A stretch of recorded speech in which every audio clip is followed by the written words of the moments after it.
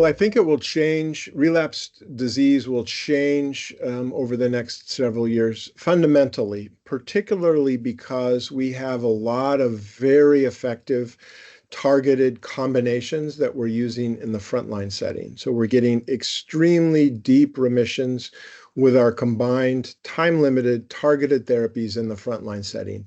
Regimens like acalabrutinib, venetoclax, obinutuzumab, or pirtobrutinib, venetoclax, obinutuzumab. So there are several combination therapies that we're using in the frontline setting that we're getting very deep remissions and very durable remissions. So with that said, I believe that we'll see fewer patients who are relapsing, fewer patients who are developing resistance, and fewer patients likely that are needing a subsequent therapy, where for example, for patients with a mutated immunoglobulin gene, it's likely if they're in their 60s or 70s that one course of therapy, combined targeted therapy, could achieve a deep enough remission that they'll never need treatment again for the remainder of their lifetime.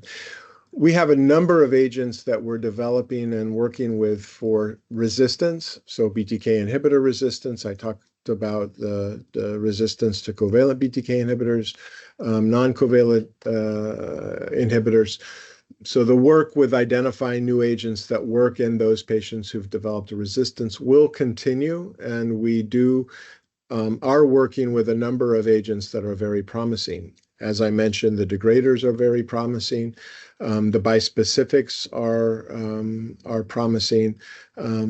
But I think that because of our highly effective combinations, we'll struggle less in the future, I'm hopeful, with resistant disease and disease that's refractory, and we're needing to find new treatments for refractory disease.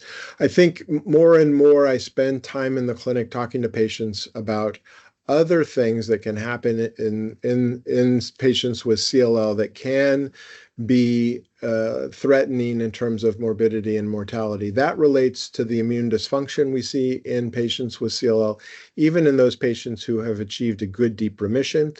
Those are associated with increased risk for infection. So it's important to be diligent about infection prevention and vaccination, and also increased risk for second cancers. So it's very important for our patients to be diligent about screening for second cancers, breast cancer, prostate cancer, colon cancer, and especially skin cancer. Those things can cause significant problems.